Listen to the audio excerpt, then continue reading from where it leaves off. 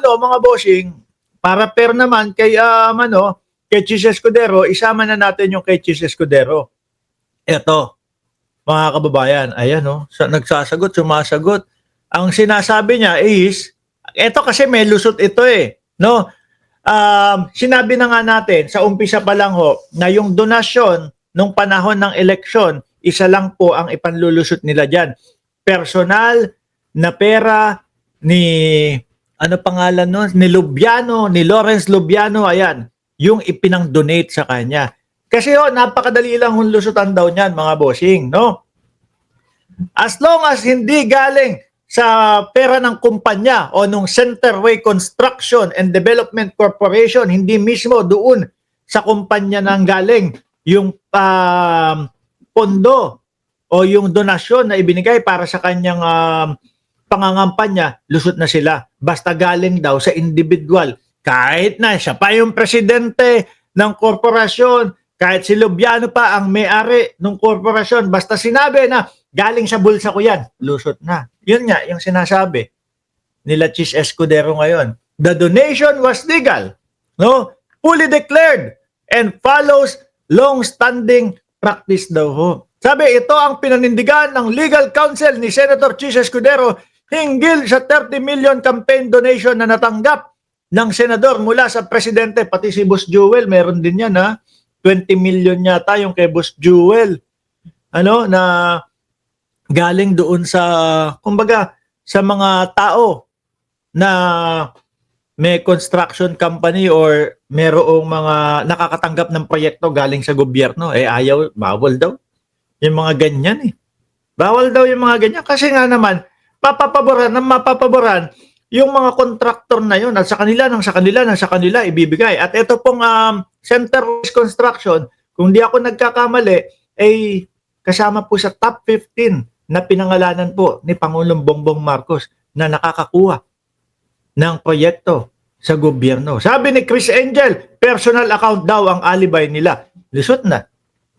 Di ba? Lusot na. Ganun lang yun Sabi dito, kasunod ito ng pagsumite nila ng manifestasyon sa Commission on Election ngayong Martes, Oktubre 14. The law is on our side and we are confident that the COMELEC will find no fault. Sabi daw. Kung ganun na kadali ninyong nailusot, sige. Wala na kami magagawa. Pero yung mga insertion, ang gustong malaman ng taong bayan talaga. Eto, kaya dito sila, medyo nakakasagot-sagot, madaling ilusot may loophole na malulusutan Pero yung mga insertion, etc., mukhang wala pa silang sagot doon. At pati po yung sa pagkahaba-haba ng talumpati ni Chis Escudero, nag-aantay ako ng sagot nila about doon sa insertion, wala akong narinig, mga kababayan. Ngayon, dahil nga po, mukhang posibleng gawin. Base na ata ito kay Remulla no? Na pwedeng gawin o baka maging state witness si Romualdez. Ito na po, umaapila na si Pulong Duterte. Umaapila na si Pulong Duterte, mga kababayan. Ayan tingnan nyo, sabi. Pulong Duterte, Martin Romualdez as state witness, the big joke o biggest joke of the century daw mga kababayan. Bakit naman? Kasi kung puro lang ano tawag dito, sinasabi nila, si Romualdez ang mastermind ng ganito, ganyan, si Romualdez ang dahilan ng ganito, ganyan. Kung puro lang ganun, din sa EDEWUP yan. Hindi pwede yan. Di ba? Hindi pwede na, ano tawag dito? Na, car cares, ano sabi? Other charges. Sorry Hindi ko alam ang haba nito, customer to take it. Tingin. Car carrier sectors lang, decision of the, hindi, dumating na yung in-order kong Audi. Uy. May nag-send lang. Ngayon, hindi pwede yung mga laway-laway lang. So ngayon mga kababayan, dawit sila ng dawit, ipinatawag. Ngayon, nag-explain si Martin Romualdez. Di ba? Galing sa fake news, yan, Boss Amo Ryan Vincent. Itong ano, hindi, yun nga ang nirereklamo ni Pulong. Eto nga ho, mga kababayan, kung sakali, no, na puro ganyan lang sila, walang maipakitang ebidensya. Tapos ngayon, si Martin Romualdez nakikipag-cooperate sa ICI at ipinapaliwanag lahat proseso ng pagbabudget, etc., etc. O, baka maaring maging state witness nga naman talaga yan. Paano yan? Pulong. Di ba? At eto pa, sabi ni INC, 51 billion mo muna, Pulong, para hindi joke in century. Hindi nga sila makapagpaliwanag, hindi. Di ba? At eto pa ho, mga kababayan, natatakot ba sila kay Martin Romualdez? Tingin ko dati pa Kaya nga, lagi silang nagsasabi, Martin Romualdez, ang mastermind nitong lahat na ito. Pero walang maipakita. Paano yan? Iyot man, sabi. Kapag kasi si Martin Romualdez nga ang naging state witness, tingin ko madaming alam yan.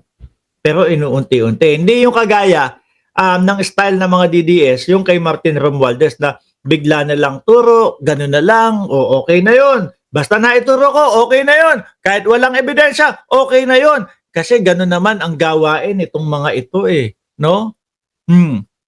Ganyan naman Sabi ni Chai Cher, kita-kita mamaya sa Birahan PH. O, saglit lang. Commercial muna tayo. Ito Ito yung mga boss chief amo sir.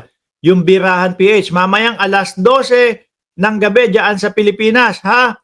Ayan, yung Birahan PH. Nakapin po dyan sa taas yung link niyan. Alas 12 ng gabi ho. Mamaya, nandiyan tayo sa Birahan PH. Kasama po natin, guest po natin dyan, si Takeru Miyamoto, mga bossing, at kasama natin si Mayor Biko.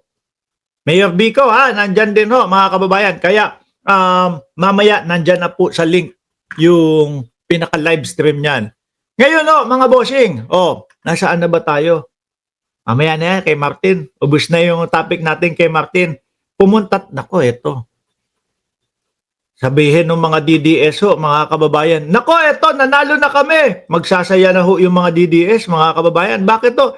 Kasi nga, yung isinusulong ni Kaufman na i-disqualify no? Na i-disqualify itong si Karim, mga bossing, ay nangyari, nanalo. Magsisigawan mga DDS, panalo na tayo. Bakit? Na-disqualify si Karim Khan. Ganyan mga DDS.